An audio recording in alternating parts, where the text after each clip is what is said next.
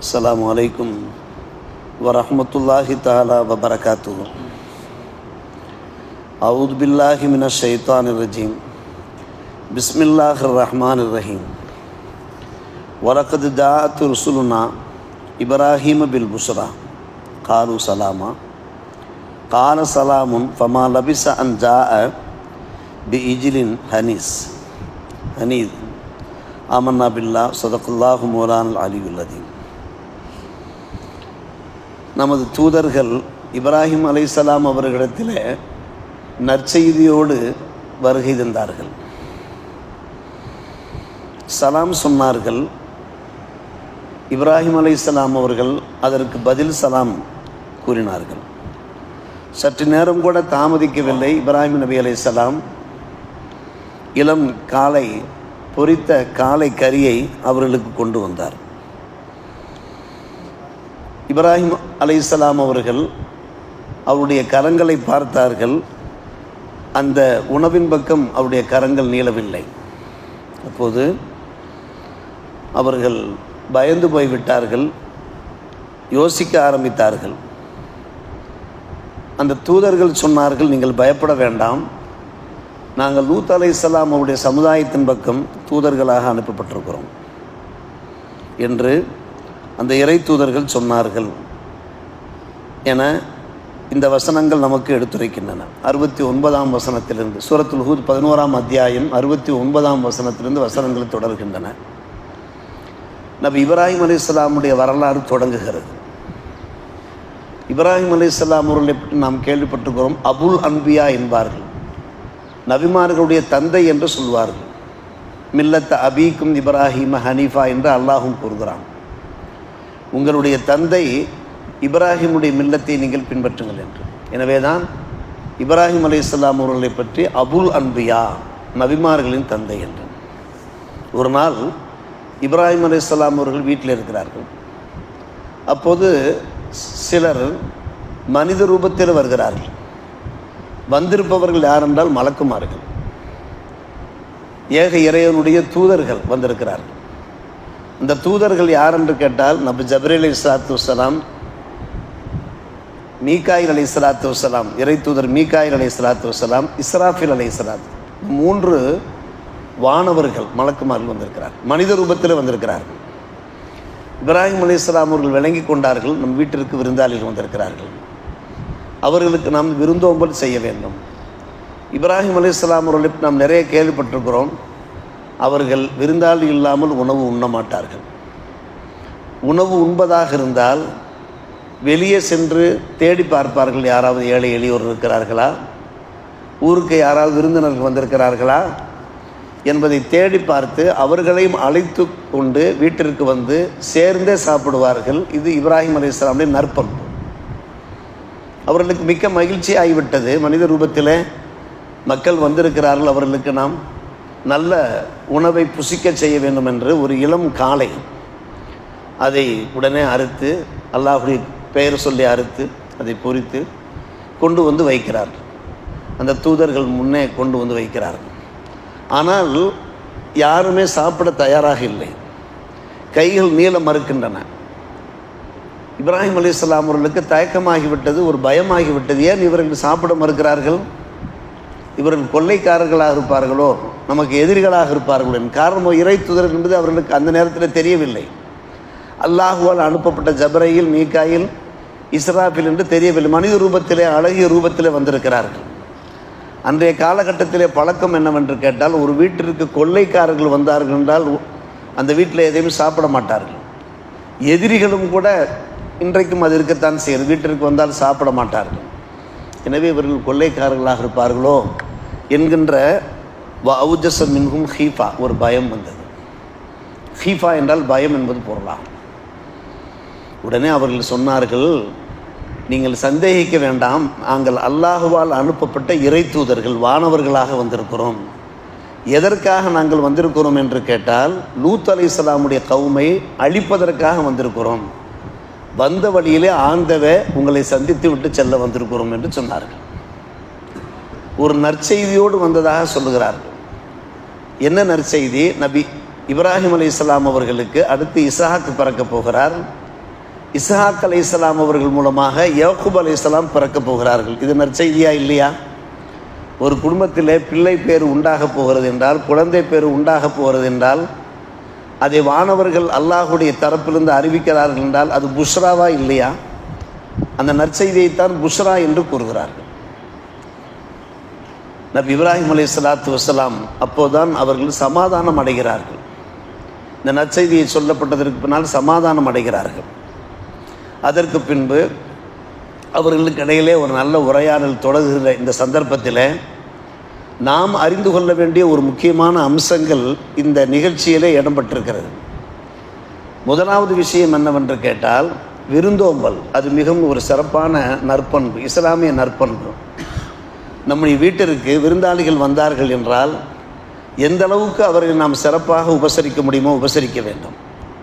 வந்த விருந்தாளிகளுக்கு ஏற்ற உணவை நாம் தர வேண்டும். அவர்கள் வந்திருப்பவர்கள் பெருந்தனக்காரர்களாக இருக்கிறார்கள், அவர்கள் உயர்ந்த உணவுகள் தான் சாப்பிடுவார்கள் என்றால் அதே போன்று நாம் முன்ன கொடுக்க வேண்டும். வந்திருப்பவர்கள் எளியவர்களாக இருக்கிறார்கள், அவர்களுக்கு எளிய உணவை கொடுத்தாலே போதுமானது, பசியாறுவார்கள் என்றால். ஆனால் வந்திருப்பவர்களை பார்க்கிற போது இப்ராஹிம் அலைஹிஸ்ஸலாம் நினைக்கிறார்கள், அந்த விருந்தோம்பலுடைய ஒரு மனப்பான்மை, பொரித்த காளை கறியை கொண்டு வந்து முன்வைக்கிறார்கள். இது ஒரு சிறந்த ஒரு பண்பாடு. பெருமானார் ரசூலே கரீம் ஸல்லல்லாஹு அலைஹி அவர்கள் சொன்னார்கள், அல்லாஹ் மறுமை நாளை ஈமான் கொண்டவர் அவர் தம்முடைய விருந்தாளியை உபசரிக்கட்டும் என்று சொன்னார்கள், கண்ணியப்படுத்தட்டும் என்று சொன்னார்கள். விருந்தாளிகளை கண்ணியப்படுத்துவது என்பது அது இஸ்லாத்தினுடைய ஒரு சிறந்த நற்பண்பாக இருக்கிறது என்பதை நாம் தெரிந்து கொள்ள முடிகிறது. அந்த ஒரு உபதேசம் நமக்கு இதிலே கிடைக்கிறது. மற்றும் ஒரு உபதேசம் என்னவென்று கேட்டால், சலாம். ஒவ்வொரு சமுதாயத்தினரும் முகமன் சொல்லிக் கொள்கிறார்கள். தங்களுடைய அன்பர்களை, நண்பர்களை, சகோதர சமுதாயத்தினரை பார்க்கிற போது குட் மார்னிங் சொல்லிக் கொள்கிறார்கள், வந்தனம் கூறுகிறார்கள், இப்படி நமஸ்காரம், இப்படிலாம் வார்த்தைகளை பயன்படுத்துகிறார்கள். ஆனால் நம்முடைய இஸ்லாமிய மார்க்கத்திலே இனிய முகமன் என்னவென்று கேட்டால் அஸ்ஸலாமு அலைக்கும் என்று சொல்லுவது. அதான் இனிய முகமன் என்று கூறுவார்கள். என்ன காரணம்? ஏன் இந்த சலாத்தை இனிய முகமன் என்ன நாம் கூறுகிறோம்? மலக்குமார்கள் உள்ளே பிரவேசிக்கிற போது எப்படி சொல்லிக்கொண்டு பிரவேசிக்கிறார்கள்? சலாம் சொல்லியவாறு பிரவேசிக்கிறார்கள். அதற்கு இப்ராஹிம் அலைஹிஸ்ஸலாம் அவர்கள் மறுசலாம் கூறுகிறார்கள் என்று இந்த சம்பவம் நமக்கு கூறுகிறது. சூரத்துல் ஹூத் 11ஆம் அத்தியாயம் 69ஆம் வசனம் நமக்கு கூறுகிறது. என்ன காரணம் என்று கேட்டால், இதை இனிய முகமன் என்று ஏன் நாம் கூறுகிறோம் என்று கேட்டால், சலாம் என்பது அல்லாஹுடைய திருநாமம். அல்லாஹுடைய திருநாமத்தை சொல்லும்போது அதில் ஒரு பரக்கத்து இருக்கிறது. மட்டுமல்ல, அதில் நலம் நாடுவது இருக்கிறது. சலாமில் நலம் நாடுவது இருக்கிறது. நீங்கள் என்றைக்கும் சாந்தி சமாதானத்தோடு இருக்க வேண்டும் என்று நலம் நாடுவது இருக்கிறது. இதன் காரணமாகத்தான் இதை இனிய சலாம் என்று நாம் கூறுகிறோம். இதற்கு மேல் அறிஞர்கள் நமக்கு விளக்கம் சொல்வார்கள். சலாம் என்பது மௌத்து வீட்டிலையும் சொல்லலாம், கல்யாண வீட்டிலையும் சொல்லலாம், எப்படிப்பட்ட சந்தர்ப்பங்களையும், அது தனி விஷயம். அருமை சகோதரர்களே, அதற்கு பின்னால் இவர்கள் மறுசலாம் சொல்லுகிறார்கள். சாதாரணமாக அஸ்ஸலாமு அலைக்கும் என்று நாம் சொன்னோம் என்றால் பதில் சொல்லக்கூடியவர்கள் வலைக்கும் சலாம் வரஹ்மத்துல்லாஹி வபரகாத்து சேர்த்தெல்லாம் சொல்வார்கள், பார்க்கிறோம். இது ஒரு மிகப்பெரிய புண்ணியமான ஒரு விஷயம் அல்லவா? ஒருவருக்கு நாம் அஸ்ஸலாமு அலைக்கும் என்று சொல்லுகிற போது மறுபதிலே வலைக்கும் சலாம் வரஹ்மத்துல்லா வபரகாத்து வருகிற போது இது மிகப்பெரிய பிரார்த்தனை அல்லவா? யோசிக்க வேண்டும். உங்கள் மீது சாந்தி சமாதானம் மட்டுமல்ல, அல்லாஹுடைய அருளும் உண்டாகட்டும், அவனுடைய புறத்திலிருந்து உங்களுக்கு பரக்காத்தும் உண்டாகட்டும் என்கின்ற ஒரு துவாவும் இருக்கிறது, வாழ்த்தும் இருக்கிறது. எனவே தான் சலாம் அவ்வளவு மதிப்புக்குரியதாக இருக்கிறது. பெருமானார் ரசூலே கரீம் ஸல்லல்லாஹு அலைஹி அவர்கள் பகிர்ந்தார்கள், உங்களில் மிக சிறந்தவர் யார் என்று கேட்டால் யார் முதலிலே சலாம் சொல்லுகிறார்களோ. நன்கு கவனிக்க வேண்டும். முதலிலே சலாம் சொல்லக்கூடியவர் பெருமை இருந்து நீங்கியவர் என்று சொன்னார்கள். பெருமை இருந்து நீங்கியவர் என்று சொன்னார்கள். காரணம், பெருமை உள்ளவர்கள் சலாம் சொல்ல மாட்டார்கள், தலையை தூக்கி பார்ப்பார்கள், திரும்பி சென்று கொண்டே இருப்பார்கள்.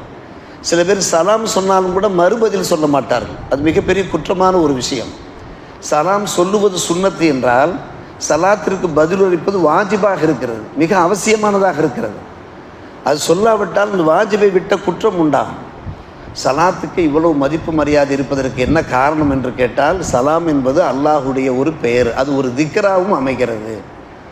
ஒரு திக்ர் செய்த ஒரு நன்மை நமக்கு கிடைக்கிறது என்கிற ஒரு காரணம் நமக்கு இந்த நிகழ்ச்சியின் வாயிலாக நமக்கு தெரிய வருகிறது. ஆக இரண்டு விஷயங்கள். நம்பர் 1 விருந்தோம்பல், அதனுடைய சிறப்பு, அது இஸ்லாத்தினுடைய ஒரு நற்பண்பு. நம்பர் 2 சலாம் சொல்லுவது, சலாத்தில் முந்திக் கொள்வது. வந்த மலக்குமார்கள் முதலிலே முந்திக் கொள்கிறார்கள், சலாம் என்று முந்திக் கொள்கிறார்கள். உடனடியாக மறுபதில் சொல்லுகிறார்கள் நபி இப்ராஹிம் அலைஹிஸ்ஸலாத்து வஸ்ஸலாம் அவர்கள். எதற்காக இவர்கள் வந்தார்களோ என்கின்ற அச்சம் ஏற்படுகிறது. அப்போதான் அவர்கள் சொல்லுகிறார்கள், லூத் அலைஹிஸ்ஸலாமுடைய கௌமை நாங்கள் அழிக்க வந்திருக்கிறோம் என்று கூறுகிறார்கள். காரணம், லூத் அலைஹிஸ்ஸலாமுடைய கூட்டம் இயற்கைக்கு புறம்பாக நடந்து கொள்கிறார்கள். ஒரு அக்கிரமமான செயலில், ஒரு அருவருப்பான செயலில் ஈடுபடுகிறார்கள். அவர்கள் திருந்துவதற்கு நிறைய வாய்ப்புகள் கொடுத்த பின்பும் கூட அது தொடர்ந்து, அன்பான பெருமக்களே, அந்த நிகழ்ச்சி மிக அற்புதமாக இடம்பெறுகிறது. அதற்கு பின்னால் வருகின்ற விஷயம் மிகவும் சுவையான ஒரு விஷயம். புஷ்ரா சொன்னபோது அவருடைய மனைவி, இப்ராஹிம் அலைஹிஸ்ஸலாம் மனைவி வீட்டிற்குள்ளே இருந்து சிரிக்கிறார்கள். ஏன் சிரிக்கிறார்கள் என்பதற்கான தகவல்கள் அடுத்த வசனங்களில் இடம்பெறுகிறது. லூத் அலைஹிஸ்ஸலாமுடைய கௌம் சம்பந்தப்பட்ட அந்த சம்பவம் இடம்பெறுகிறது. வல்ல அல்லாஹ் இந்த சம்பவத்தின் மூலமாக நமக்கு கிடைக்கிற அந்த பாடங்கள், அந்த படிப்பினைகளை நாம் நம்முடைய வாழ்க்கையில் கடைபிடிக்க நல்ல புரிவானாக. இதன் காரணமாகத்தான் அவர்களை ஹலீலுல்லா என்று, அதில் ஜப்ரைல் இன்னொரு முக்கியமான ஒரு விஷயம், இப்ராஹிம் அலைஹிஸ்ஸலாத்து வஸ்ஸலாம் அவர்களிடத்தில் அந்த மலக்குமார்கள் சொல்லுகிறார்கள், நாங்கள் எந்த ஒரு உணவையும் இலவசமாக சாப்பிட மாட்டோம் என்று கூறுகிறார்கள். மனித ரூபத்தில் வந்திருக்கிறார்கள், ஆனால் நாங்கள் இலவசமாக இனாமாக சாப்பிட மாட்டோம் என்று கூறுகிற போது, கட்டணம் செலுத்தித்தான் நாங்கள் சாப்பிடுவோம் என்று சொல்லுகிற போது இப்ராஹிம் அலைஹிஸ்ஸலாம் அவர்கள் பதிலுரைக்கிறார்கள், இதற்கான கட்டணம் என்ன தெரியுமா? நீங்கள் பிஸ்மில்லா சொல்லி சாப்பிடுவதுதான் கட்டணம்.